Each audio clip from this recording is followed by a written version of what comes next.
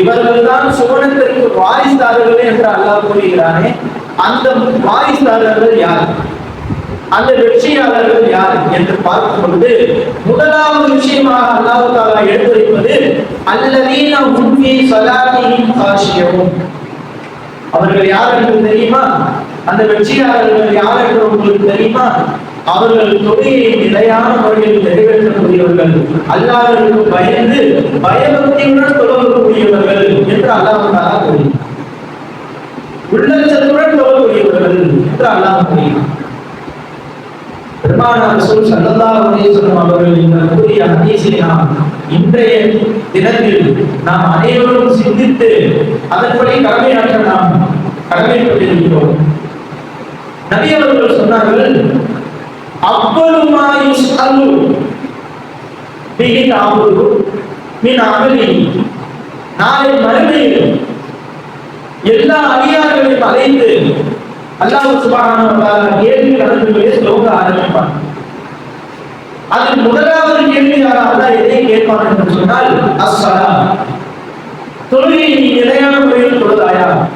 5 நேர தொழுகையை சரியான முறையில் அல்லாஹ்வுக்கு பயந்து குஷ்புடன் நீ தொழுதாயா என்று முதலாவது கேட்கப்படக்கூடிய கேள்வியில் தொழுகையாக இருக்கிறது என்று ரசூல் ஸல்லல்லாஹு அலைஹி வஸல்லம் அவர்கள் கூறினார்கள். ஆனால் இந்த தொழுகை நிலை இப்பொழுது இந்த உம்மத்தார்களுக்கு எப்படி இருக்கும்? அதையும் கண்மணி நாயகம் ஸல்லல்லாஹு அலைஹி வஸல்லம் அவர்கள் தெளிவாக சொன்னார்கள். பின்னால் ஒரு காலம் வரும், அப்பொழுது கியாமத்துடைய அடையாளத்தின் முதலாவது அடையாளம், எல்லா மனிதர்களும் எல்லா முஸ்லிம்களும் தொழுகையை ஒரு பொருட்டாக எடுத்துக் கொள்ள மாட்டார்கள். தொழுகையை அல்லாஹ்வுக்கு பயந்து தொழ மாட்டார்கள். இது கியாமத்துடைய முதலாவது அடையாளமாக இருக்கும் என்று ரசூல் ஸல்லல்லாஹு அலைஹி வஸல்லம் அவர்கள் கூறினார்கள். நம்முடைய நிலை எப்படி இருக்கும்? தொழுகையை பற்றி பேசுவதற்கே, தொழுகையை பற்றி பேசினாலே அதற்கு என்ன பையன் பேசினாரு? தொழுகையை பற்றி தான் பேசினாரு, ஜமான் தொழுகையை பற்றி பேசினாரு.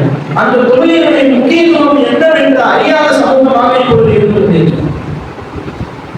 அல்லாஹ் சுப்ஹானஹு வ தஆலா குர்ஆனில் இருக்கும்போது எல்லா நபிமார்களும் தங்களுடைய இக்கட்டான துன்பம் ஏற்படக்கூடிய சிக்கல்களும் சிரமங்களும் ஏற்படக்கூடிய நேரத்தில் தொழுகையை கொண்டுதான் உதவி தேடினார்கள் என்று பல இடங்களில் அல்லாஹ் தஆலா கூறினார். நபியா சக்கரியா அலைஹிஸ்ஸலாத்து வஸலாம் அவர்கள் நீண்ட காலமாக குழந்தை பாக்கியம், 90 வயது 100 வயது அடைந்த அவர்களுக்கு நீண்ட காலமாக குழந்தை பாக்கியம் இல்லை. என்றாலும் அல்லாஹ்விற்கு அவர்கள் துஆ செய்து கொண்டே இருந்தார்கள். அல்லாஹ் தஆலா அவர்களுக்கு குழந்தையை கொடுத்தார். குழந்தை என்ற சுப செய்தி அல்லாஹ் தஆலா அவர்களுக்கு கூறினார். எப்பொழுது கூறினார் என்று பார்த்தால், வநாதத்துல் மலாயிகத்து வஹுவ காயிமுன் யுஸல்லி ஃபில் மிஹ்ராப். மலக்குமார்கள் அவர்களுக்கு யஹ்யா அலைஹிஸ்ஸலாம் அவர்கள் குழந்தை, யஹ்யா அலைஹிஸ்ஸலாம் அவர்களை குழந்தையாக அல்லாஹ் சுப செய்தி கூறுகிறான் என்ற செய்தி அவர்கள் எடுத்து வரும்போது வஹுவ காயிமுன் யுஸல்லி ஃபில் மிஹ்ராப், அந்த ஸக்கரியா அலைஹிஸ்ஸலாத்து வஸலாம் அவர்கள் தொழுது நிலையில் இருந்தார்கள் என்று அல்லாஹ் குறிப்பிடுகிறார். அவங்க தொழுதுகிட்டு இருந்தாங்கன்னு அல்லாஹ் ஏன் குறிப்பிடுறான்? தொழுகையை கொண்டு நபிமார்கள் உதவி தேடினார்கள் என்பதை அல்லாஹ் தஆலா இந்த இடத்துல நமக்கு குறிப்பிட்டு காட்டுகிறார். அதே போன்று இப்ராஹிம் அலைஹிஸ்ஸலாத்து வஸலாம் அவர்கள் செய்த துஆக்களை பல இடங்களில் அல்லாஹ் தஆலா குர்ஆனில் கூறுகிறார். அதில் ஒரு இடத்தில் இப்ராஹிம் அலைஹிஸ்ஸலாத்து வஸலாம் அவர்கள் இப்படி துஆ செய்தார்கள், ரப்பி ஜஅல்னி முகீமஸ் ஸலாத் வ மின் துர்ரியத்தி. ரப்பே, என்னை தொழுகையை நிலைநாட்டக்கூடியவனாக நீ ஆக்கு. என்னுடைய சோம்பேறித்தனத்தின் காரணமாகவும், என்னுடைய பொறுப்போக்குத்தனத்தின் காரணமாகவும், அசால்ட்டின் காரணமாகவும் தொழுகையை விட்டுவிடாமல் சரியான முறையில் நிலையான வணங்கக்கூடிய பாக்கியத்தை எனக்கு நீ கொடு, மின் துர்ரியத்தை என்னுடைய சந்ததிகளுக்கு நீ கொடு என்று துஆ செய்தார். இப்ராஹிம் அலைஹிஸ்ஸலாத்து வஸலாம் அவருடைய வாழ்க்கையில் பல வரலாறுகளை நாம் அதிகமாக கேள்விப்பட்டிருக்கிறோம். ஒரு சபையில் செல்லும் பொழுது அணியனம் செய்யக்கூடிய அரசன் நபீனா இப்ராஹிம் அலைஹிஸ்ஸலாத்து வஸலாம் அவருடைய மனைவி சாரா அவர்களை கடத்தி கொண்டு செல்கிறார். அப்பொழுது சாரா அவர்களிடத்தில் தவறான ஒரு சித்தாந்தத்தில் அவர் வரும்பொழுது அல்லாஹ் சுப்ஹானஹு வ தஆலா அவனுக்கு ஒரு தண்டனை அல்லாஹ் ஏற்படுத்தினான். அதன் காரணமாக சாரா அலைஹிஸ்ஸலாத்து வஸலாம் அவர்களிடத்தில் அவன் போக முடியல. கடைசியில் அந்த தண்டனைக்கு பயந்து அவங்கள விடுதலை செஞ்சாங்க. சாரா அலைஹிஸ்ஸலாம் அவங்க என்ன செய்யறாங்க, நமது கணவனுடைய நிலை என்னவா இருக்கணும் தேடி ஓடி வரும்பொழுது இப்ராஹிம் அலைஹிஸ்ஸலாம் ஒவ்வொரு காரியம் இந்த ஹதீஸ் புகாரில் பதிவு செய்யப்படுது. அப்பொழுது நபீனா இப்ராஹிம் அலைஹிஸ்ஸலாம் அவங்க நின்று தொழுகிட்டு அல்லாஹ்விடம் உதவி கேட்டுக்கிட்டாங்க. அதனாலதான் சாரா அலைஹிஸ்ஸலாம் அவங்க கிட்ட கூட அந்த அரசனால இருக்க முடியும். தொழுகை கொண்டு நபிமார்கள் உதவி கேட்டாங்க. நமது கண்மணி நாயகம் ரசூல் ஸல்லல்லாஹு அலைஹி வஸல்லம் அவர்கள் எல்லா இக்கட்டான சூழ்நிலையிலும் தொழுகை கொண்டுதான் அல்லாஹ்விடத்தில் உதவி தேடினாங்க. பதில் யுத்தத்தில் தொழுகை கொண்டு உதவி தேடினார்கள். கந்தக யுத்தத்தில் அது நடந்தது இந்த மாதம் தான். கந்தக யுத்தம் இருக்கிறதே அது ஒரு மிகப்பெரிய ஒரு யுத்தம். சஹாபாக்கள் அனைவரும் பட்டினியாக கடும் குளிர் காலத்தில் இருந்து கொண்டிருக்கிறார்கள். மிகவும் சிரமத்திற்கு உட்பட்ட காலமாக இருக்கிறது. அந்த போரினுடைய நாட்களில் கூட ரசூல் ஸல்லல்லாஹு அலைஹி வஸல்லம் அவர்கள் சஹாபாக்களை பார்த்து கேட்டார்கள், என்னுடைய தோழர்களே, யாரேனும் ஒருவர் சென்று எதிரிகளுடைய நிலையை கண்டு வாருங்கள். எதிரிகளுடைய நிலைமை என்பது கிட்டத்தட்ட 18,000 எதிரிகள் சூழ்ந்திருக்கிறாங்க. முஸ்லிம்களுடைய கூட்டம் மிகவும் சொற்பமாக கம்மியாக இருக்கிறது. எதிரிகளுடைய பிளான் அவங்க என்ன விஷயத்தை செஞ்சு வச்சிருக்காங்க, போய் யாரையும் பார்த்துவாங்கன்னு சொல்லும்போது பெருமானார் ஸல்லல்லாஹு அலைஹி வஸல்லம் அவங்க மற்ற நேரத்துல ஏதேனும் ஒரு அமலுக்காக சஹாபாக்களை அழைக்கும் பொழுது ஒருவருக்கு ஒருவர் போட்டியிட்டு கொண்டு ஓடி வருவார்கள். யார் சொல்லலாம், நான் செய்கிறேன் நான் செய்கிறேன்.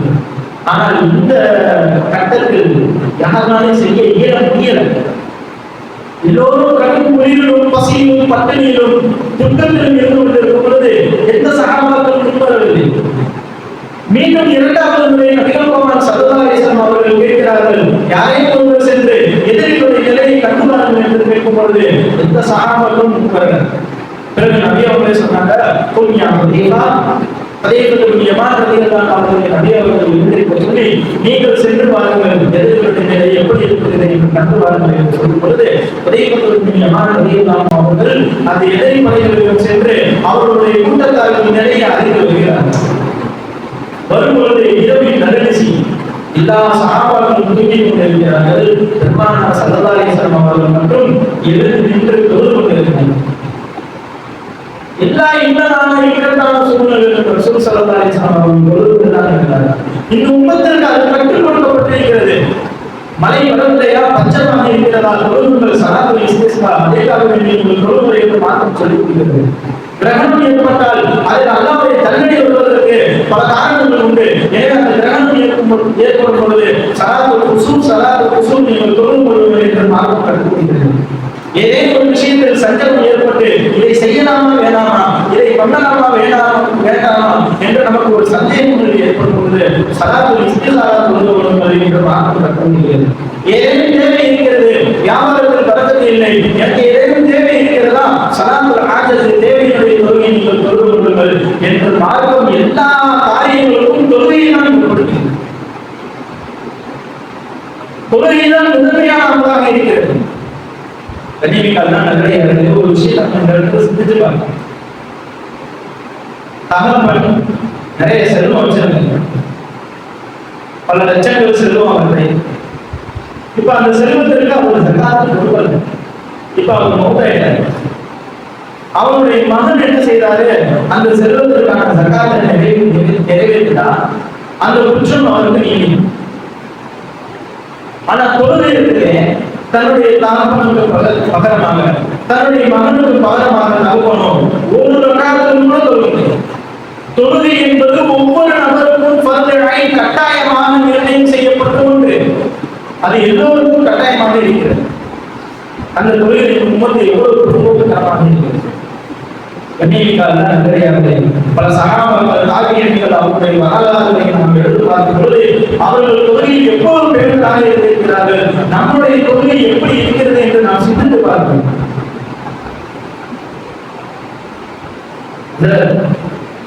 செய்யும் செய்யும் ரஹ்மத்துல்லாஹி அலைஹி கிட்டத்தட்ட 40 வருடங்கள் ஜமாஅத்தை விட்டதே இல்லை. தக்பீர் தஹ்ரீமாவோடு சொன்னாங்க. அல்லாமா இமாம் அஹ்மத் ரஹ்மத்துல்லாஹி அவர்கள் 60 வருடங்களாக எந்த ஒரு தொழுகையின் ஜமாஅத்தை விட்டுவிடாமல் தக்பீர் தஹ்ரீமாவோடு சொன்னாங்க. மிக பிரபலமான ஒரு இளைஞர் துணைவர் பகதாதி ரஹ்மத்துல்லாஹி அலைஹி அவர்களிடத்தில் ஒரு மாணவன் 12 வருடங்களாக கல்வியை கற்கிறான். 12 வருடங்கள் கல்வியை கற்று முடித்ததற்கு பிறகு தன்னுடைய உஸ்தாதிடத்துல தன்னுடைய ஷேகரிடத்துல அந்த மாணவன் கேட்கிறான், எல்லாரும் நல்லே உஸ்தாத் அவர்களே, ஒவ்வொரு ஷேக்கும் ஏதேனும் ஒரு கராமத் ஒரு அற்புதத்தை காட்டுவாங்க. இந்த 12 வருடங்கள்ல ஒரு நாள்ல கூட உங்களுக்கு நான் அற்புதத்தையே பார்க்கிறேன், உங்கள்கிட்ட என்ன கராமத்து இருக்குங்க? அப்ப இமாம் ஜுனைத் பக்தாதி ரஹ்மத்துல்லாஹி அலைஹி சொன்னாங்கன்னா, எப்பா நீ என்ன 12 வருடங்கள் இருந்திருக்க, இந்த 12 வருடங்கள்ல ஏதேனும் ஒரு நாள் ஜமாத்தை எடுத்து நான் தரிசி கிடைக்கிறேனா, பிந்தி வந்திருக்கிறா? இல்ல. இந்த 12 வருடங்கள்ல ஏதேனும் ஒரு வக்து தக்பீர் தஹரீமாவோட நான் தொழுகாம இருந்திருக்கிறேனா? அதுவும் இல்லை.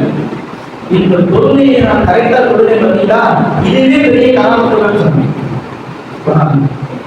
இதுவே ஒரு பெரிய கராமத்துன்னு சொன்னாங்க. அவ்வளவு முக்கியத்துவம் கொடுத்தாங்க தொழுகைக்கு. நம்மளுடைய வாழ்க்கையில் தொழுகைக்கு எந்த அளவுக்கு முக்கியத்துவம் கொடுத்தோம்? இமாம் மாலிக் ரஹ்மத்துல்லாஹி அலைஹி, ஹஜ்ரத் அப்துல்லாஹ் இப்னு வஹப் இப்னு அக்பர் ரஹ்மத்துல்லாஹி அலைஹி, இவங்க 2 பேரும் கடைவீதிக்கு போனாங்க. இப்போ கடைவீதிக்கு போயிட்டு சில நேரங்கள் அப்படியே பேசிக்கிட்டே போறாங்க. இப்போ அப்துல்லாஹ் இப்னு வஹப் ரஹ்மத்துல்லாஹி அலைஹி சொன்னாங்கன்னா, நான் தொழுகைக்கு டைம் ஆச்சு, நான் கிளம்புறேன். இமாம் மாலிக் ரஹ்மத்துல்லாஹி அலைஹி கேட்டாங்கன்னா, இப்போ தொழுகைக்கு இன்னும் நேரம் இருக்கு, தொழுகைக்கு இன்னும் நேரம் இருக்கு, இன்னும் நேரம் வரலையே. அப்துல்லாஹ் இப்னு வஹப் ரஹ்மத்துல்லாஹி அலைஹி சொன்னாங்கன்னா, இமாம் அவர்களே, தொழுகையினுடைய நேரம் வருவதற்கு முன்பாகவே நான் தொழுகைக்காக காத்துக் கொண்டிருப்பேன் சொன்னாங்க. சுப்ஹானல்லாஹ். தொழுகையினுடைய நேரம் வருவதற்கு முன்பாகவே தொழுகைக்காக அவர்கள் காத்துக் கொண்டிருந்தார்கள். ஆனால் தொழுகையினுடைய நேரம் வந்தும் கூட இந்த உம்மத் அந்த தொழுகைக்காக முக்கியத்துவம் கொடுக்காமல் மொபைல் போன் நோண்டுகளில் டிவிகளை பார்ப்பதில் பெண்கள் ஈடுபட்டுக் கொண்டிருக்கிறார்களே, கடைவீதிகளில் வியாபாரிகள் ஈடுபட்டுக் கொண்டிருக்கிறார்களே. இந்த தொழுகைக்காகவே நாளை மறுமையில் அல்லாஹ் தஆலா கேள்வி கேட்கும் பொழுது அதற்காக அவர்கள் என்ன பதில் வைத்திருக்கிறார்கள்? பெருமானார் ரசூல் ஸல்லல்லாஹு அலைஹி வஸல்லம் அவர்கள் ஒரு ஹதீஸ்ல இப்படி சொன்னாங்க, மன் தரக ஸலாத்தன் அன் வக்திஹி, யார் தொழுகையை அதனுடைய நேரத்தில் தொழாமல் விட்டுவிட்டான். உதாரணமாக ஒருவருடைய தொழுகையை ஒருவர் தொழல விட்டுட்டாரு, அதை என்ன செய்யறாரு? வேறு ஒரு நேரத்துல கதா செய்யணும். மகரிப் தொழுகிறோம் அல்லது மறுநாள் காலையில அவர் அந்த கதா செய்யணும். இப்படிப்பட்ட நபருக்கு என்ன தண்டனை என்று தெரியுமா? ஒரு ஹகபா அவர் நரகத்தில் தண்டனை செய்வார் சொன்னார். ஒரு ஹகபா, ஹகபா என்ன அப்படின்னு சொன்னா, சமானூன சனத்தன் 80 வருடங்கள் அவர் நரகத்தில் தண்டிக்கப்படுவார். தொழுகையை அவர் விடல, தொழுகையை அதனுடைய நேரத்தில் தொழுகாமல் வேறு ஒரு நேரத்தில் தகுந்த காரணங்கள் இல்லாமல் கதா செய்ததின் காரணமாக 80 வருடங்கள் அவர் நரகத்தில் தண்டிக்கப்படுகிறார் என்று சொன்னார். 80 வருடம் என்பது சராசரி நேரத்தில் சித்து உண்ண 360 நாட்களை கொண்டது. அதில் ஒரு நாள் என்பது அல்பசனத்தின் உண்மானது. நீங்கள் எண்ணக்கூடிய 1000 நாட்களுக்கு சமமானது, 1000 வருடங்களுக்கு சமமானது. அப்ப எத்தனை நாட்கள்? தொழுகையை அதனுடைய நேரத்தில் தொழுகாதவர்களுக்கு இந்த நிலை என்று சொன்னால், தொழுகைக்கு பக்கமே வராதவர்களுக்கு என்ன நிலை? ரசூல் ஸல்லல்லாஹு அலைஹி வஸல்லம் அவர்கள் தன்னுடைய சஹாபாக்களிடத்தில் தோழர்களிடத்தில் பேசும்பொழுது, என்னுடைய சகோதரர்களை நான் சந்திப்பதற்கு ஆசைப்படுகிறேன் என்று சஹாபாக்களிடத்தில் சொன்னாங்க. அப்ப சஹாபாக்கள் சொன்னாங்க, யார சொல்லலாம் என்பதை நாங்கள் தான் அவங்களுடைய சகோதரர்கள் சொன்னாங்க. அப்ப ரசூல் ஸல்லல்லாஹு அலைஹி வஸல்லம் சொன்னாங்க, நீங்கள் என்னுடைய தோழர்கள், எனக்கு பின்னால் என்னை ஈமான் கொண்டு என்னை பின்பற்றினார்களே அவர்கள் தான் என்னுடைய சகோதரர்கள், அவர்களை தான் நான் பிரியப்படுகிறேன் சொன்னாங்க. அப்ப சஹாபாக்கள் கேட்டாங்க, யார சொல்லலாம் நாளை மறுமையில் உங்களுடைய சகோதரர்களை நீங்கள் எப்படி அடையாளம் காண்பீர்கள்? இவங்கதான் உங்களுடைய சகோதரர்களை எப்படி வச்சுக்கிறீங்க அப்படின்னு கேட்டாங்க. அப்ப ஸல்லல்லாஹு அலைஹி வஸல்லம் சொன்னாங்க, உங்களிடம் ஒரு கருப்பு குதிரை ஒன்று இருக்கிறது. அந்த குதிரை எப்படிப்பட்டது என்றால், அதனுடைய நெற்றி, அதனுடைய கால் குழம்புகள் வெண்மை நிறமாக இருக்குது.